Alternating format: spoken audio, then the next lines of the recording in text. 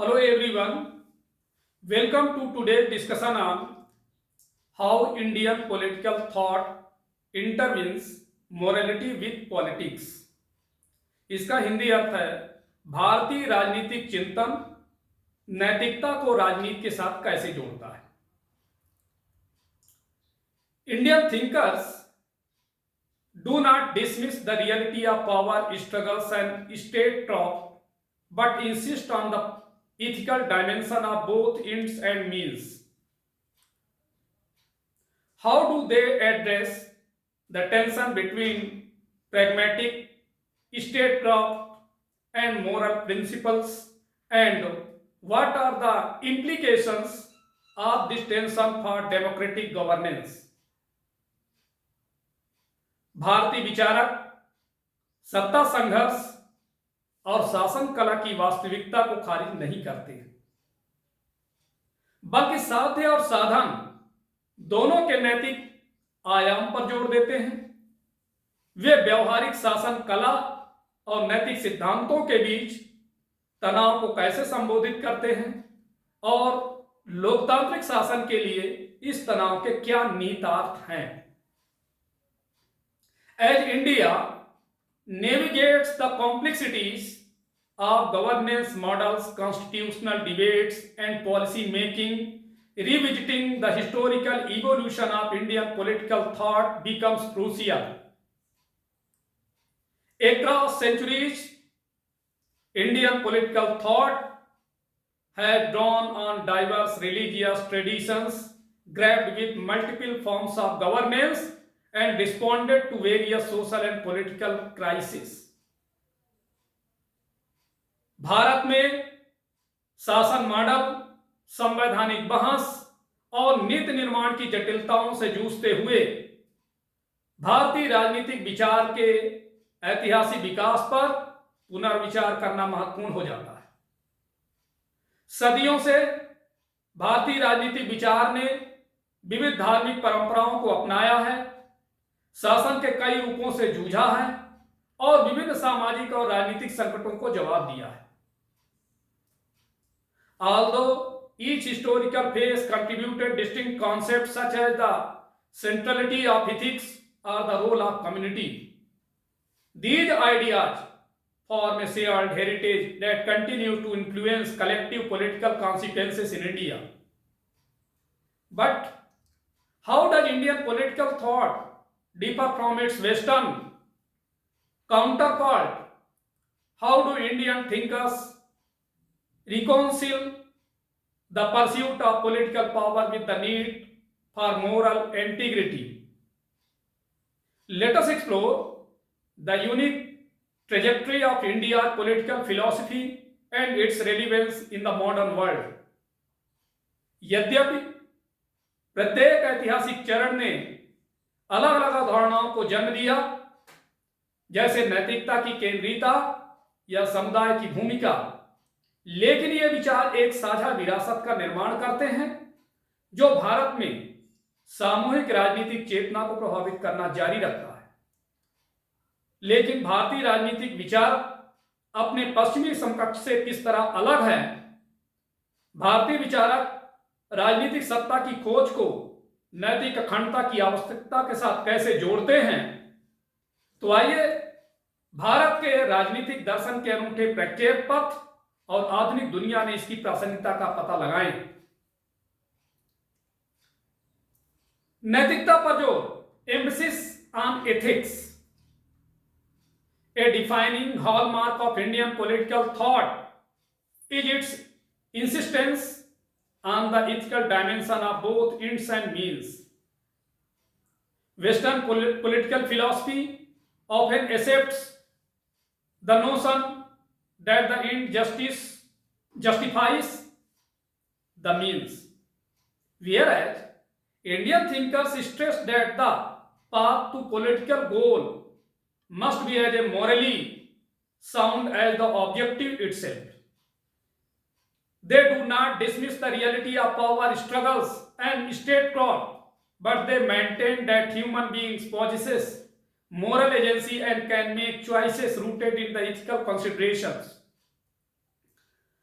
अर्थात भारतीय राजनीतिक चिंतन की एक परिभाषित विशेषता यह है कि एक साध्य और साधन दोनों के नैतिक आयाम पर जोर देता है।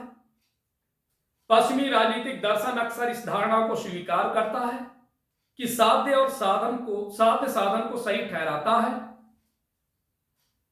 जबकि भारतीय विचारक इस बात पर जोर देते हैं कि राजनीतिक लक्ष्य का मार्ग नैतिक रूप से उतना ही मजबूत होना चाहिए जितना कि उद्देश्य। वे सत्ता संघर्ष और शासन कला की वास्तविकता को खारिज नहीं करते, लेकिन वे कहते हैं कि मनुष्य के पास नैतिक एजेंसी है और वह नैतिक विचारों पर आधारित चुनाव कर सकता है।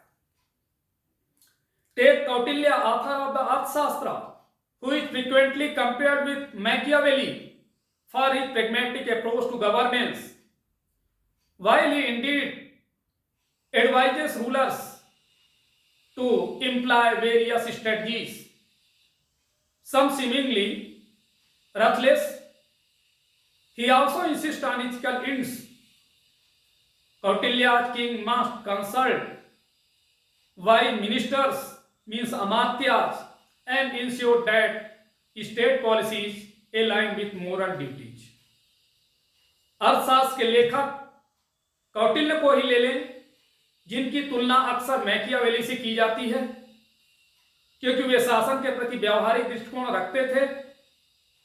हालांकि वे शासकों को विभिन्न रणनीतियों को अपनाने की सलाह देते थे, जिनमें से कुछ क्रूर प्रतीत होती थी, लेकिन वे नैतिक उद्देश्यों पर भी जोर देते थे। कौटिल्य के राजा को बुद्धिमान मंत्रियों यानी अमात्य से परामर्श करना चाहिए और यह सुनिश्चित करना चाहिए कि राज्य की नीतियां नैतिक कर्तव्यों के अनुरूप हों। Another example is the Yoga Vasishtha, the Sanskrit text widely read during the Mughals era. In it, Guru Vasishtha counsels the hesitant Prince Ram on his obligation to rule, framing political duty as inseparable from ethical conduct. This perspective parallels Mahatma Gandhi's insistence that pure ends require pure means, underscoring the enduring link between morality and politics in Indian thought. अर्थात एक और उदाहरण है योग वशिष्ठ, जो मुगल काल में व्यापक रूप से पढ़ा जाने वाला संस्कृत ग्रंथ है। इसमें गुरु वशिष्ठ ने संकोची राजकुमार राम को शासन करने के अपने दायित्व के बारे में सलाह दी, राजनीतिक कर्तव्य को नैतिक आचरण से अविभाज्य बताया। यह दृष्टिकोण महात्मा गांधी के इस आग्रह के समान है कि शुद्ध उद्देश्यों के लिए शुद्ध साधनों की आवश्यकता होती है, जो भारतीय विचार में नैतिकता और राजनीति के बीच स्थायी संबंध को रेखांकित करता है। अब हम बात करेंगे डिजायर एंड पॉलिटिक्स, अर्थात इच्छा और राजनीति के बारे में। A second significant feature of Indian political thought is its exploration of the desire to shape human behavior and politics. The Buddha was among the earliest thinkers to identify desire as the source of suffering and argued that social justice requires regulating or transcending it. He taught that by cultivating awareness, becoming conscious of one's consciousness, individual could diminish the craving for power and foster a more harmonious society. Kautilya, to recognize the centrality of desire in the Arthashastra, he treats desire as a key principle of human motivation, suggesting that a strong state should fulfill legitimate desires and supports illegitimate ones.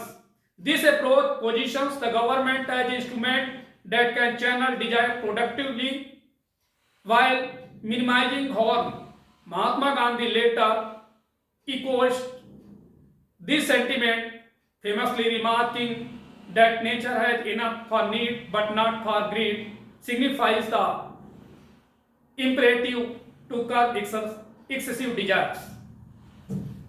अर्थात भारतीय राजनीतिक चिंतन की दूसरी महत्वपूर्ण विशेषता मानव व्यवहार और राजनीति को आकार देने की इच्छा की खोज है। बुद्ध उन शुरुआती विचारकों में से थे जिन्होंने इच्छा को दुख का स्रोत माना और तर्क दिया कि सामाजिक न्याय के लिए इसे विनियमित करना या इससे ऊपर उठना आवश्यक है। उन्होंने सिखाया कि जागरूकता पैदा करके अपनी चेतना के प्रति सचेत होकर व्यक्ति सत्ता की लालसा को कम कर सकते हैं और अधिक सामंजस्यपूर्ण समाज को बढ़ावा दे सकते हैं। कौटिल्य ने भी इच्छा की केंद्रीयता को पहचाना। अर्थशास्त्र में वो इच्छा को मानव प्रेरणा के एक प्रमुख सिद्धांत के रूप में मानते हैं और यह सुझाव देते हुए कि एक मजबूत राज्य को वैध इच्छाओं को पूरा करना चाहिए और नाजायज इच्छाओं को दबाना चाहिए। यह दृष्टिकोण सरकार को एक ऐसे साधन के रूप में स्थापित करता है जो नुकसान को कम करते हुए इच्छा को उत्पादक रूप से निर्देशित कर सकता है। महात्मा गांधी ने बाद में इस भावना को दोहराया और टिप्पणी करते हुए कि प्रकृति में जरूरत के लिए बहुत कुछ है लेकिन लालच के लिए नहीं, जो अतिरिक्त इच्छा को रोकने की अनिवार्यता को दर्शाता है। In the contrast, western economists like Adam Smith considered desire often in the form of self-interest, beneficial and foundational for capitalism. Smith's premise, which some interpret as a greed is good, focuses on how self-interest can spur production and innovation. Indian thinkers, however, tend to foreground the ethical and spiritual implication of unrestrained desire, warning of social and personal suffering it can engender if left unchecked. मतलब आप ये समझें कि ठीक इसके विपरीत Adam Smith जैसे पश्चिमी अर्थशास्त्रियों ने इच्छा को अक्सर स्वार्थ के रूप में, पूंजीवाद के लिए फायदेमंद और आधारभूत माना। स्मिथ का आधार, जिसे कुछ लोग लालच अच्छा है के रूप में व्याख्या करते हैं, इस पर केंद्रित है कि स्वार्थ कैसे उत्पादन और नवाचार को बढ़ावा दे सकता है। हालांकि भारतीय विचारक अनियंत्रित इच्छा के नैतिक और आध्यात्मिक निहितार्थों को सामने रखते हैं और चेतावनी देते हैं कि अगर इसे अनियंत्रित छोड़ दिया जाए तो यह सामाजिक और व्यक्तिगत पीड़ा पैदा कर सकता है। अब हम बात करेंगे जटिल मानव स्वभाव, कॉम्प्लेक्स ह्यूमन नेचर। ए थर्ड की characteristics of Indian political thought is it's holistic understanding of human nature rather than viewing individuals as motivated primarily by fear or self-interest. As in the social contract theories of Thomas Hobbes or John Locke, Indian traditions describe human beings as a dynamic mix of positive and negative impulses. अर्थात भारतीय राजनीतिक चिंतन की तीसरी प्रमुख विशेषता मानव प्रकृति की समग्र समझ है। व्यक्तियों को मुख्य रूप से भय या स्वार्थ से प्रेरित मानने की बजाय, जैसा कि थॉमस हॉब्स या जॉन लॉक के सामाजिक अनुबंध सिद्धांतों में है, भारतीय परंपराएं मनुष्य को सकारात्मक और नकारात्मक आवेगों के गतिशील मिश्रण के रूप में वर्णित करती है। तो important conceptual categories are the purushartha and the vikar. मतलब दो महत्वपूर्ण वैचारिक श्रेणियां हैं, पुरुषार्थ और विकार। The four purushartha, artha means material wellbeing और humans relations with nature.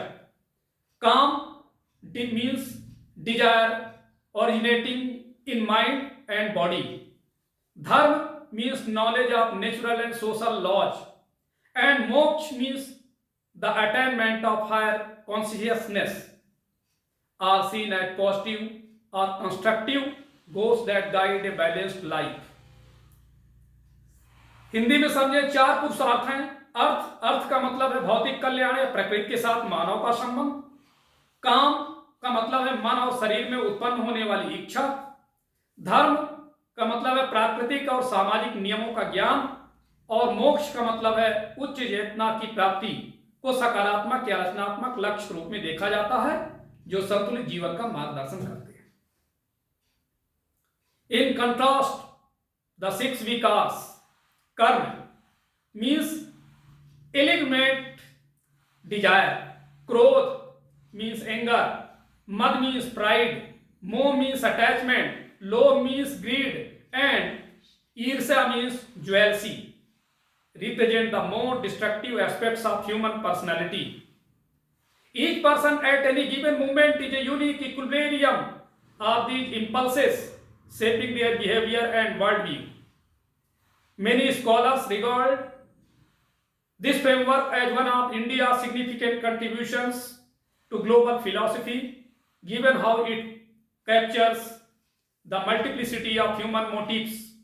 By contrast, in European contractualist thought, theorists often isolate a single dimension, such as self-preservation means hobbies or self-interest. Lobh as the core driver of political life. Indian political thinkers posit that a more nuanced view of human nature is necessary for designing political and social institutions. अर्थात ये समझे कि इसके विपरीत 6 विकार क्या क्या हैं। काम, काम का मतलब होता अवैध इच्छा, क्रोध, मद, मोह, लोभ और ईर्षा मानव व्यक्तित्व के अधिक विनाशकारी पहलुओं का प्रतिनिधित्व करते हैं। प्रत्येक व्यक्ति किसी भी समय इन आवेगों का एक अनूठा संतुलन होता है जो उनके व्यवहार और विश्व दृष्टि को आकार देता है। कई विद्वान इस ढांचे को वैश्विक दर्शन में भारत के महत्वपूर्ण योगदानों में से एक मानते हैं और यह देखते हुए कि यह मानव देशों की बहुलता को कैसे पकड़ता है। इसके विपरीत यूरोपीय संविधानवादी विचार में सिद्धांतकार अक्सर एक आयाम को अलग करते हैं, जैसे आत्मसंरक्षण हॉब्स या स्वार्थ लोके राजनीतिक जीवन के मुख्य चालक के रूप में की। भारतीय राजनीतिक विचारक ये मानते हैं कि राजनीतिक और सामाजिक संस्थाओं को डिजाइन करने के लिए मानव स्वभाव का अधिक सूक्ष्म दृष्टिकोण आवश्यक है। अब बात करेंगे राज्य से समाज की स्वायत्तता को लेकर, autonomy of society from the state. A fourth distinguishing feature is the recognition that society holds a degree of autonomy from the political realm. Though India has seen powerful empires and centralized states, many thinkers have emphasized that community organizations often uphold customs and norms rather than the state alone. Political authority typically intervenes only under serious conflicts or injustice in the social sphere.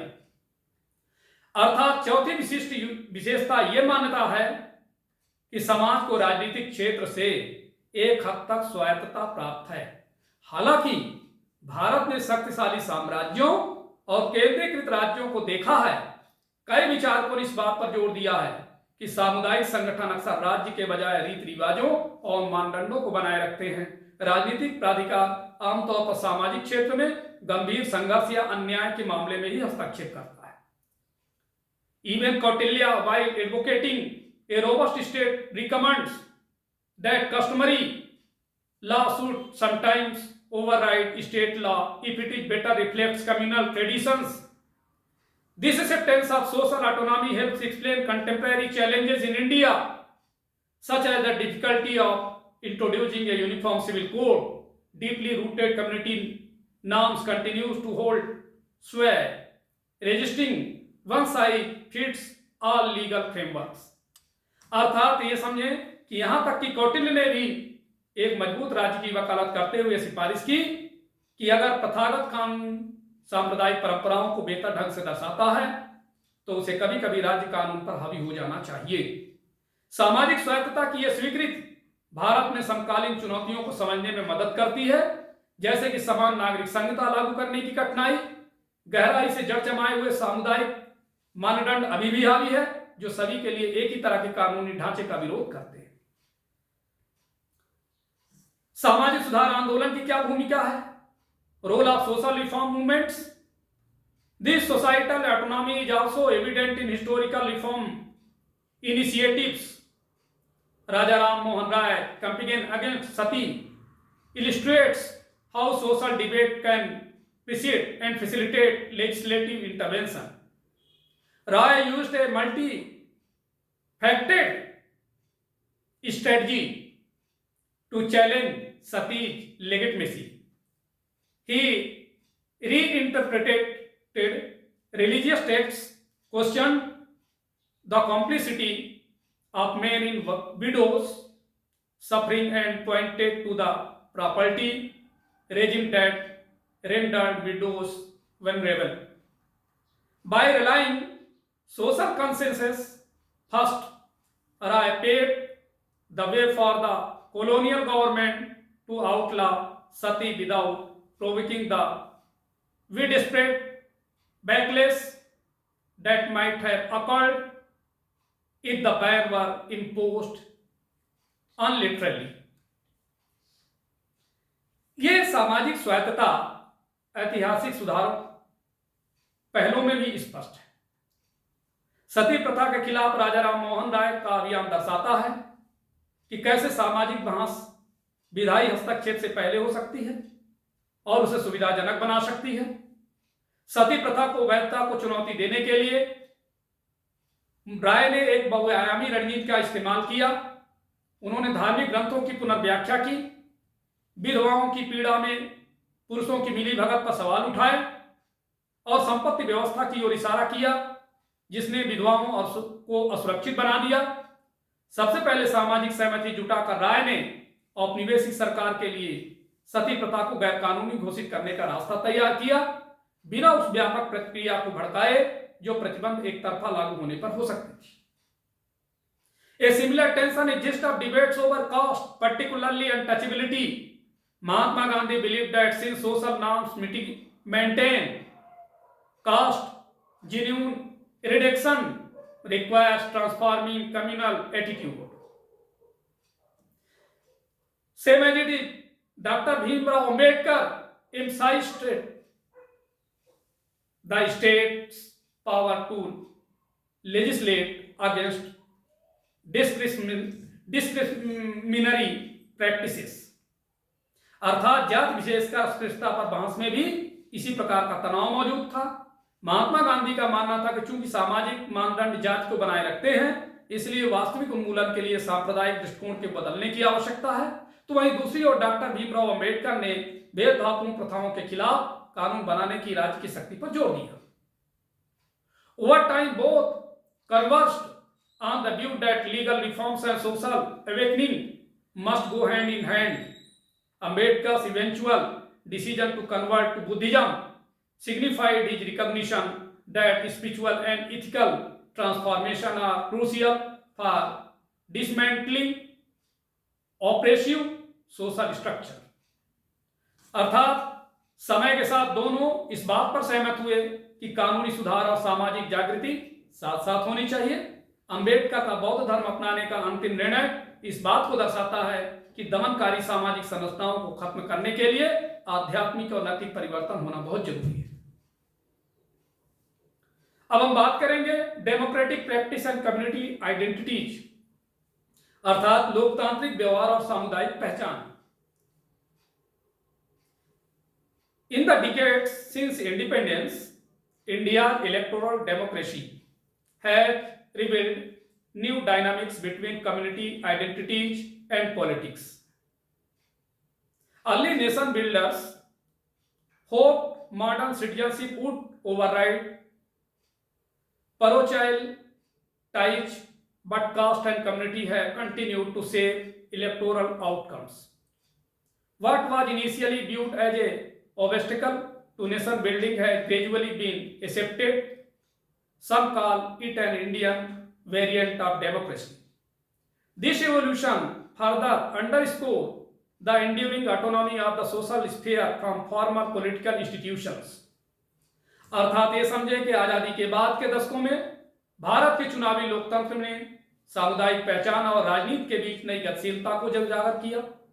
शुरुआती राष्ट्र निर्माताओं को उम्मीद थी कि आधुनिक नागरिकता संकीर्ण संबंधों को खत्म कर देगी, लेकिन जाति और समुदाय ने चुनावी नतीजों को आकार देना जारी रखा। जिसे शुरू में राष्ट्र निर्माण में बाधा के रूप में देखा गया था, उसे धीरे धीरे स्वीकार कर लिया गया और कुछ लोग इसे लोकतंत्र का भारतीय संस्करण कहते हैं। यह विकास औपचारिक राजनीतिक संस्थाओं में से सामाजिक क्षेत्र की स्थायी स्वायत्तता को रेखांकित करता है। अब आप समझे सार्वजनिक जीवन में भी धर्म, religion in public life. Finally religion has always played a significant role in Indian political thought.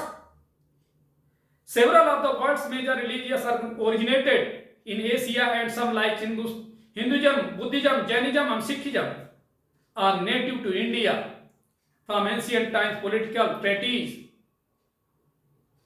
acknowledged religious leaders, rituals and ethical codes while also developing criteria for secular governance.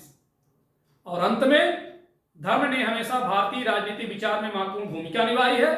दुनिया के कई प्रमुख धर्मों की उत्पत्ति एशिया में हुई, जैसा कि आप सब जानते हैं। हिंदू धर्म, बौद्ध धर्म, जैन धर्म, सिख धर्म, ये सब भारत के मूल निवासी हैं। प्राचीन काल से राजनीतिक ग्रंथों ने धार्मिक नेताओं, अनुष्ठानों और नैतिक संहिताओं को मान्यता दी है और साथ ही धर्मनिरपेक्ष शासन के लिए मानदंड भी विकसित किया है। Notably, figures throughout history have attempted to reconcile diverse religious traditions. Emperor Ashoka promoted Buddhist values of tolerance. The Mughal Emperor Akbar championed a syncretic vision of empire, and Dara Shikoh translated the Upanishads and authorized the Majma-ul-Bahrain to highlight commonalities between Islamic and Hindu thoughts. इतिहास में कई उल्लेखनीय हस्तियों ने विभिन्न परंपराओं में सामंजस्य स्थापित करने का प्रयास किया है।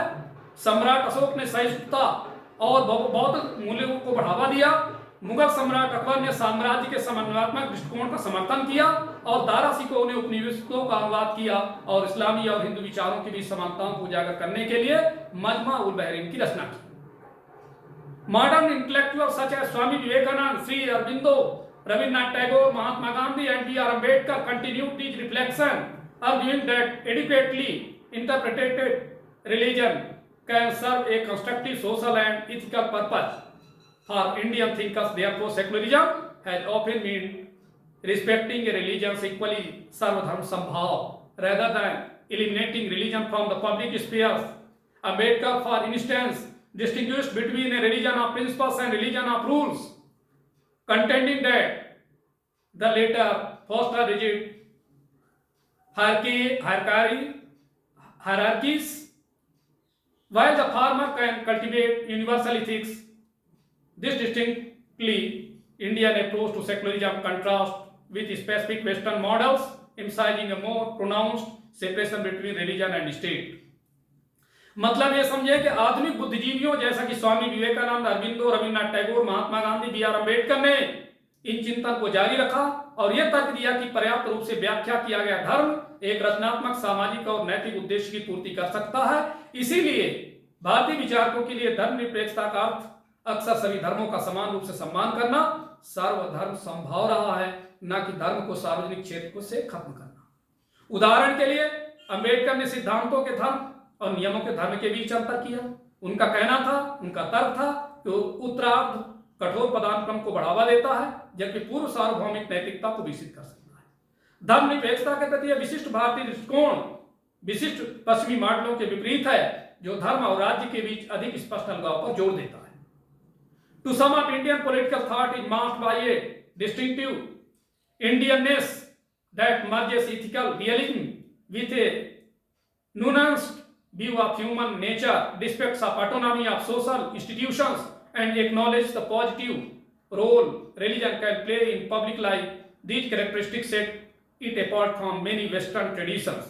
और इस तरह से संक्षेप में कहें तो भारतीय राजनीतिक विचार एक विशिष्ट भारतीयता से चिन्हित है, जो नैतिक यथार्थवाद को मानव प्रकृति के सूक्ष्म दृष्टिकोण के साथ मिलाता है, सामाजिक संस्थाओं की स्वायत्तता का सम्मान करता है और सार्वजनिक जीवन में धर्म की सकारात्मक भूमिका को स्वीकार करता है। ये विशेषताएं इसे किसी पश्चिमी परंपराओं से अलग करती है। अब आप ये समझें कि इस लेक्चर का महत्व क्या है, इस लेक्चर से रिलेटेड क्वेश्चन कैसे जनरेट होते हैं मेन एग्जाम के लिए, ये आपको जानना है।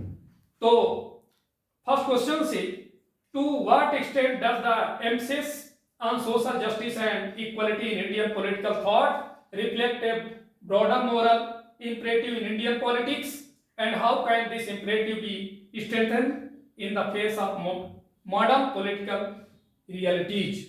मतलब इसका हिंदी अर्थ ये हुआ कि भारतीय राजनीतिक चिंतन में सामाजिक न्याय और समानता पर जोर किस हद तक भारतीय राजनीति में व्यापक नैतिक अनिवार्यता को प्रतिबिंबित करता है और आधुनिक राजनीतिक वास्तविकताओं के सामने इस अनिवार्यता को कैसे मजबूत किया जा सकता है। Next question is what role have historical figures like Kautilya and Mahatma Gandhi played in shaping the moral dimensions of Indian political philosophy and how do their ideas continue to influence contemporary political ethics. इसका हिंदी अर्थ है भारतीय राजनीतिक दर्शन के नैतिक आयामों को आकार देने में कौटिल्य और महात्मा गांधी जैसे ऐतिहासिक हस्तियों ने क्या भूमिका निभाई और उनके विचार समकालीन राजनीतिक नैतिकता को किस प्रकार प्रभावित करते हैं। Next question how does the Indian approach to secularism differ from western models and what are the consequences of this approach for political discourse. इसका हिंदी अर्थ है धर्मनिरपेक्षता के प्रति भारतीय दृष्टिकोण पश्चिमी मॉडलों से किस प्रकार भिन्न है तथा राजनीतिक विमर्श के लिए इस दृष्टिकोण के क्या परिणाम है। Next question is what factors have contributed to the acceptance of community identity as a natural part of India democratic process of a referred to as the Indian variant of democracy. इसका हिंदी अर्थ है भारत की लोकतांत्रिक प्रक्रिया के एक स्वाभाविक भाग के रूप में सामुदायिक पहचान को स्वीकार करने में किन कारकों ने योगदान दिया है जिसे अक्सर लोकतंत्र का भारतीय संस्करण कहा जाता है। Next question how did Raja Ram Mohan Roy approach to social reform democratize the power of societal debate in shaping legislative change. इसका मतलब है सामाजिक सुधार के प्रति राजा राम मोहन राय के दृष्टिकोण ने विधायी परिवर्तन को आकार देने में सामाजिक बहस की शक्ति को कैसे प्रदर्शित किया है। तो देखिए बहुत ही महत्वपूर्ण ये लेक्चर था और इस लेक्चर को आप जितनी गंभीरता से सुनेंगे तो डेफिनेटली इस क्वेश्चंस का आंसर आप दे पाएंगे। तो आज इतना ही, थैंक यू।